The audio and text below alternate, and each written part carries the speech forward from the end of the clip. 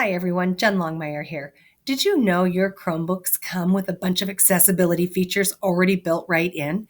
In this video, I'm going to show you how to turn on the accessibility features and then how to activate them when you want to use them. So to start with, down in the bottom right-hand corner, kind of where the time is, click on that and then hit the gear. When this comes up, it's going to load some information down the side. Click on the advanced down arrow and then scroll down until you come to accessibility. This is going to bring up your accessibility menu. You need to toggle it on, and that way it will show now in your system menu. So if we go to the bottom right-hand side of the screen again and click, now you have your accessibility features here. When we click the down arrow, you can see everything that the Chromebook already comes with as far as accessibility features. So I want to take you through just a few of them and show you how they work. When you click on any of these, you will know that they are turned on because a blue check mark will turn up on the right-hand side. So on select to speak, there's my blue check mark, but this one also puts an additional icon down on the system tray. So when I have this icon here, if I'm on a page with any text, so if I'm on a web page or I'm in a document, anywhere that there's text that I need to access and have read, I can go ahead and click on this select to speak. It will turn into kind of a square, and then I just highlight with this purple box around the section I want read to me. A third of all households around the world have a dog. And then I can pause it, I can rewind it, I can speed up the speed at which it reads it to me. It will highlight the words in blue. Now, this is a really good accessibility feature to quickly and easily access text that is not maybe that may be too hard for you to read. It is not a replacement for Snap and Read, which is a much more robust tool and has a lot more capabilities in it. So another tool, if we come back down here, I'm going to turn off the select to speak.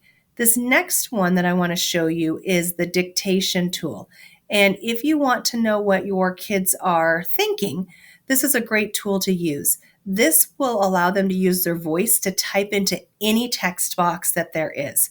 So if I am in a Google document or in a slideshow and I am wanting to type in here, I just click the dictation microphone, all about me, and it will type that and it will pop it right into the text box.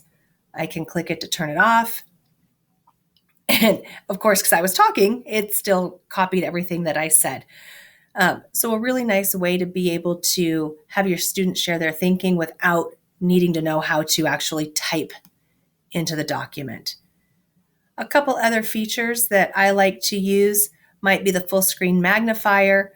The docked magnifier is an interesting one because what this one does is it keeps your bottom 2/3 of your screen the same size, but the top of your screen is now magnified. So as you hover over the bottom part of the screen, it will magnify it in the top third so that they can still see what the real screen looks like and have it magnified so that they can read it more easily.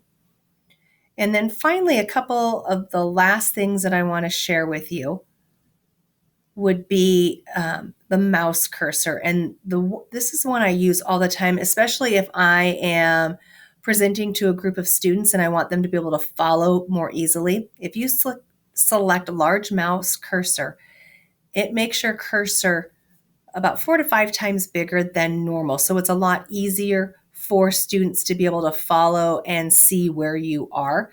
The other one that is nice is the highlight mouse cursor. This gives a red circle around your mouse pointer so that kids can track more easily. Or if you're teaching and you want to use this, it will highlight wherever you are. And the nice thing is, as soon as you stop moving it, that red circle disappears, so it's not a distractor. And then as soon as you start moving again, the red circle reappears.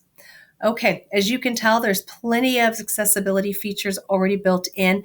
Go play with them, see how they might help you or your students to be able to access content on your Chromebooks more easily.